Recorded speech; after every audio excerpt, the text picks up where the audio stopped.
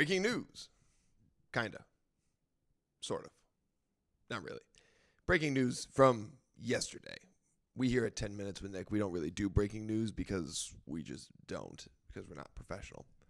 Sean McDermott of the Buffalo Bills, head coach, he was let go from his job, and I have thoughts. So let's get into it. Hi, I'm Nick. This is 10 Minutes with Nick.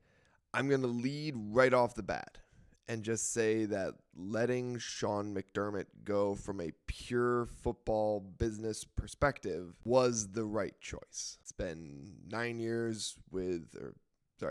playoff appearances with Josh Allen, and you haven't gotten to the Super Bowl. And this is football is a very results-oriented business. That being said, Sean McDermott deserves all the flowers for turning the Bills organization around. I don't know how many of you watched the Buffalo Bills in the years prior to 2017. If you did, good on you. I watched them because I was a Bills fan, and it was sad, to say the least. Prior to 2017, post 1994 and really starting in the year 2000, the Bills were a dumpster fire of an organization. The Music City Miracle really put the nail in the coffin for us. But we were so bad. We were just bad. Like, we were dysfunctional from an organizational standpoint. We were dysfunctional on the field. We drafted J.P. Lawsman. We drafted Trent Edwards. We drafted E.J. Manuel and thought that was really a good idea. Look, two things can be true at once. Sean McDermott was the coach who basically, along with Brandon Beane, reshuffled the whole organization top to bottom and got us back to being a functional organization. And with that functionality came a much better product on the field. And into their first year in Buffalo, we made the playoffs. We made it as a 9-7 team, and we got some tiebreaker backdoor help to get into the playoffs, right? We're not talking like the Bills in Sean McDermott's first year came out of nowhere and conquered. But we are talking about a team that went 9-7, winning record. That was new for us. And was in position with some help to get into the playoffs. We lost in the playoffs 10-3 to Jacksonville.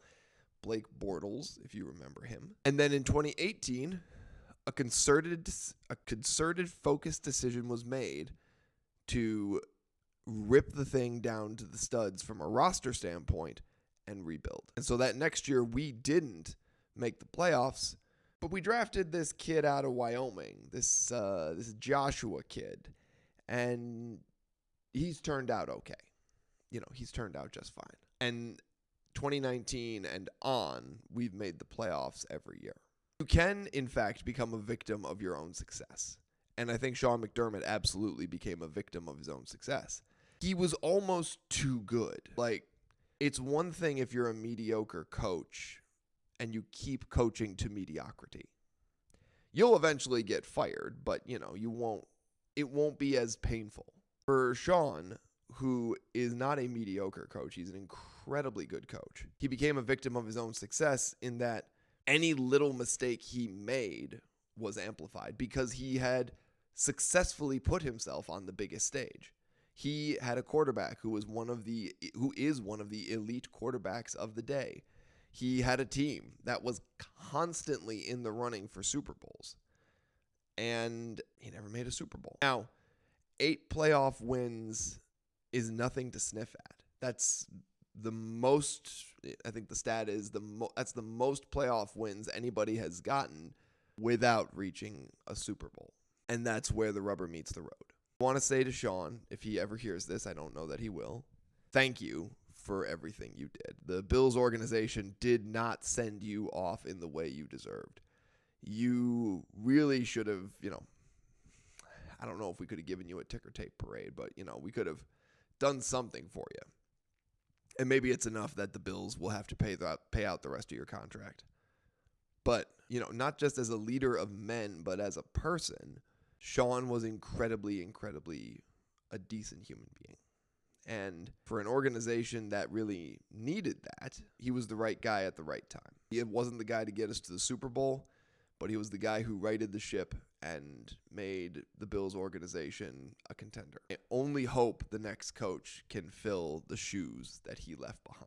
And who will that coach be? An excellent question. My money is on Clint Kubiak, who is currently with the Seattle Seahawks. He's the son of Gary Kubiak, who an excellent coach. He won a number of Super Bowls, including with Peyton Manning and the Denver Broncos back in the day. And the other names being floated around are like Joe Brady, who current offensive coordinator of the Bills. Not an exciting name by any stretch of the imagination, because Joe Brady, I'm sorry. You can't keep running all these screenplays. Last year, prior to this year, you used Khalil Shakir in a number of different creative ways that got him on the edge, that got him out in space in the middle of the field, that got him on seam routes. And this year, you sort of forgot he could do all that, and you just made him a screen merchant. I don't know why you did that. And it's a sign of regression from a coordinator. So I don't know that I'm very excited to see Joe Brady in a head coaching role, at least not in Buffalo, maybe somewhere else. Brian Daboll, I would not be excited to see him as head coach either, which is a shame because he's a Western New York guy. Like he grew up in Orchard Park. He really is a kind of a Buffalo guy.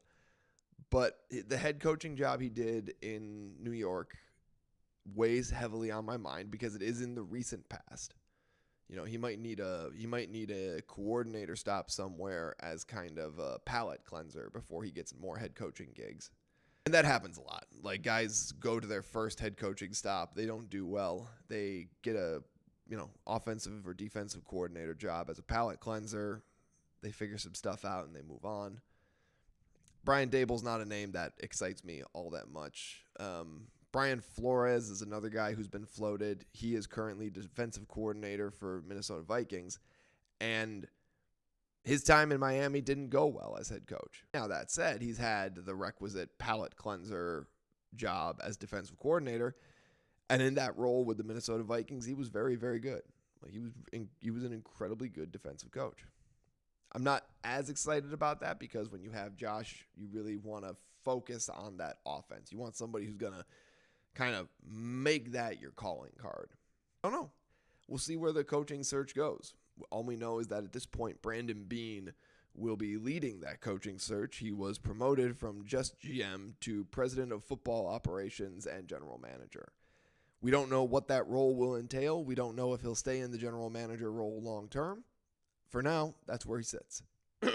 Excuse me. And, I don't know that I like keeping Brandon Beane. Like, I don't know that I want that, but whether I want it or not, it's happening.